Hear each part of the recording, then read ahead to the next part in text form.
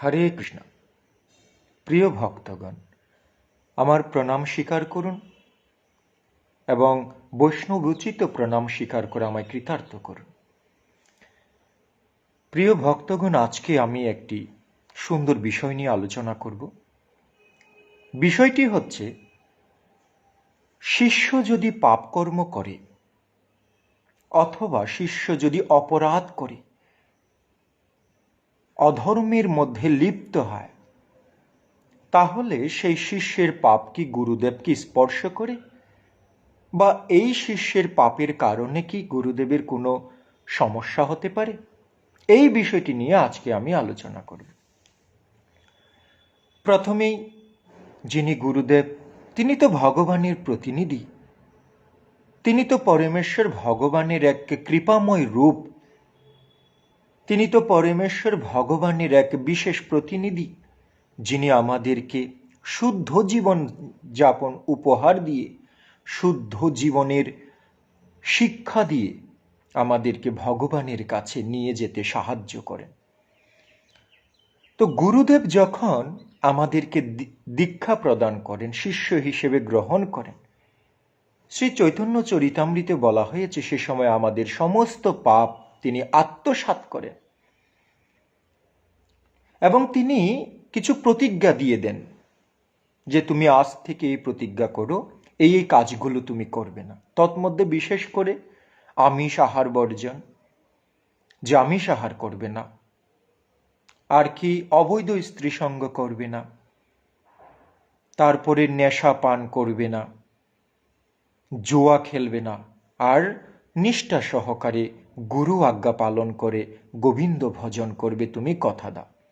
এইভাবে একজন যথার্থ গুরুদেব তিনি শিষ্য গ্রহণ করছেন এবং শাস্ত্রে এটাই নিয়ম দেওয়া হয়েছে, একজন সদাচারী শিষ্য যেন একজন গুরুদেব গ্রহণ করে।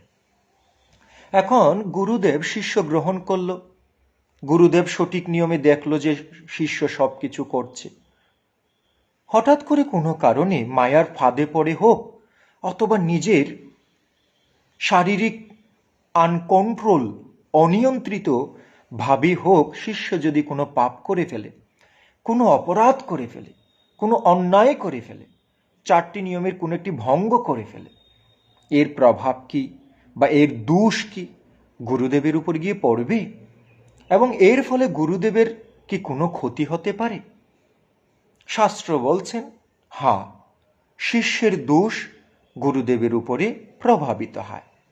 কেউ কেউ বলতে পারেন, সমাজের মধ্যে সব মানুষের একই রকম জ্ঞান থাকে না বা নাও থাকতে পারে, সবাই একই রকম শাস্ত্র নাও পড়তে পারে, তাই সমাজের কিছু কিছু মানুষ বা কিছু কিছু ব্যক্তি বলতে পারে যে না না, শিষ্যের অপরাধ বা পাপ গুরুদেবের উপরে প্রভাবিত হয় না বা গুরুদেবের উপর প্রভাব বিস্তার করতে পারে না, বলতে পারে। কিন্তু শাস্ত্র কি বলছে? চলুন আমরা একটা শাস্ত্রের উদ্ধৃতি দিয়ে তারপর আলোচনায় অংশগ্রহণ করি, কেমন?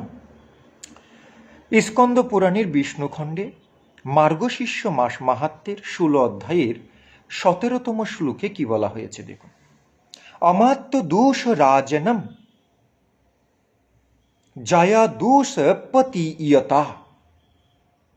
অমাত্য দোষ, প্রজা যদি খুব দুষ্ট হয়, প্রজারা যদি খুব খারাপ কাজ করে, প্রজারা যদি অধার্মিক হয়, অবিদ্বান হয়, যোগ্য নাগরিক না হয়, তাদের কৃতকর্মের দোষ রাজার উপর গিয়ে প্রভাবিত করবে, রাজার উপর তা প্রভাব বিস্তার করবে। জয়া দোষ পতিয়থা, কে বলছেন জানেন এসব কথা? স্বয়ং ভগবান শ্রীকৃষ্ণ, তিনি চতুরানন অর্থাৎ চতুর্মুখ ব্রহ্মাকে বলছেন, সাধারণ কথা নয় কিন্তু।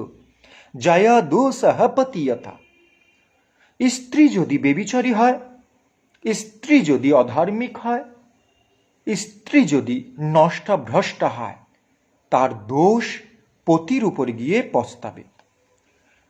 তথা শিষ্য কৃত দোষ গুরু পাপনত্ব সংশয়ম, ঠিক সেই রকম শিষ্য যদি অপরাধ করে, শিষ্য যদি চারটা নিয়ম ভঙ্গ করে, শিষ্য যদি অযোগ্য কাজ করে, শিষ্য যদি নিকৃষ্ট কাজে যুক্ত হয়ে যায়, অপরাধ করে পাপ করে, তাহলে তথা শিষ্যকৃত দোষ গুরুং পাপনত সংশয়। তাতে সংশয় করো না, শিষ্যের কারণে গুরুদেবও তিনি কষ্ট পেতে পারেন বা গুরুদেবের সমস্যা হতে পারে।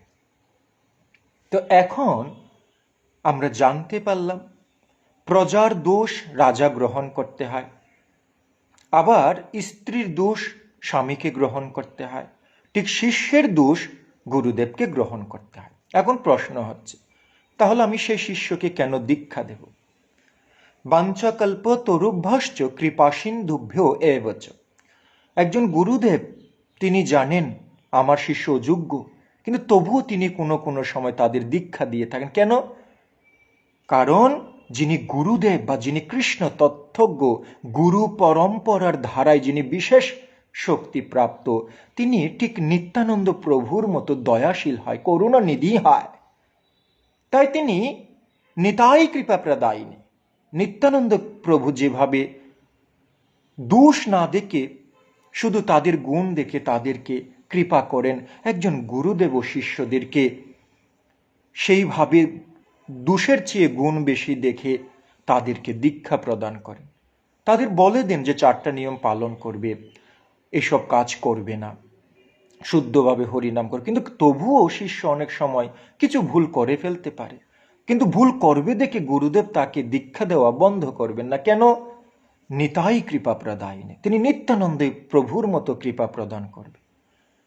তো নিত্যানন্দ প্রভুর মতো কৃপা বিতরণ করতে গিয়ে যদি একটু কলসির কানা, একটু গলায় যদি দাগ পড়ে যায়, একটু গলার মধ্যে আঘাত করে কেউ, অথবা শিষ্য যদি পাপ করে যদি তা গুরুদেবকে প্রভাবিতও করে, গুরুদেব শিষ্যের উপর ক্রোধান্বিত না হয়ে শুধু এটুকু বলেন যে দেখো, তোমাদের জন্য আমার কিছু সমস্যা হতে পারে, তোমরা সঠিক নিয়মে চলো, আমি তোমাদের উপকার করেছি।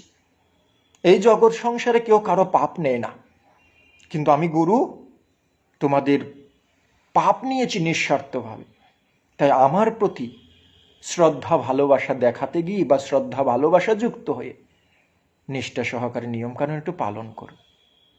এই রকম কথা যখন গুরুদেব বলেন, তখন শিষ্যের কর্তব্য হচ্ছে নিষ্ঠা সহকারে গুরুদেবের আজ্ঞাকে প্রতিপালন করা এবং এভাবে গুরুদেব এবং শিষ্যের মধ্যে একটা সুসম্পর্ক বজায় রেখে গোলক বৃন্দাবনে ফিরে যাওয়ার প্রয়াস করা। প্রিয় ভক্তগণ, শিষ্যের দোষ গুরুদেবের উপরে পর্যবসিত হয়, তাই সাবধান থাকতে হবে।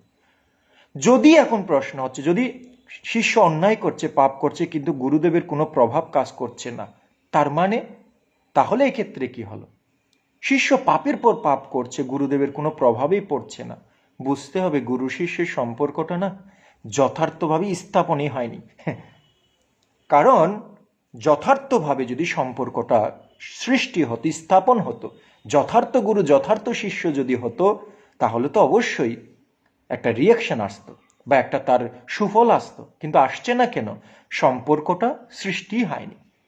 তাই গুরু শিষ্যের সম্পর্ক জড়জাগতিক সম্পর্কের সাথে তুলনা করা যায় না। তাই প্রিয় ভক্তগণ, আমরা যারা শিষ্য হয়েছি, এই জগৎ সংসারে শিষ্যত্ব গ্রহণ করেছি, আমাদের সতর্ক থাকতে হবে, আমাদের কোনো কৃতকর্ম যেন আমাদের গুরুদেবের দুঃখের কারণ না হয়। এটাই তো শিষ্যের যথার্থ কাজ, তাই না? তো আমরা জানতে পারলাম শাস্ত্র থেকে যে গুরুদেবের শিষ্যের পাপ গুরুদেবকে স্পর্শ করে, সে কারণে কিছু সমস্যাও হতে পারে, সেটা লীলাও হতে পারে, কিন্তু শাস্ত্র বলছে স্পর্শ করে। তাই সাবধান থাকুন, সতর্ক থাকুন, গুরুদেবের যেন কোনো ক্ষতি না হয়। হরে কৃষ্ণ।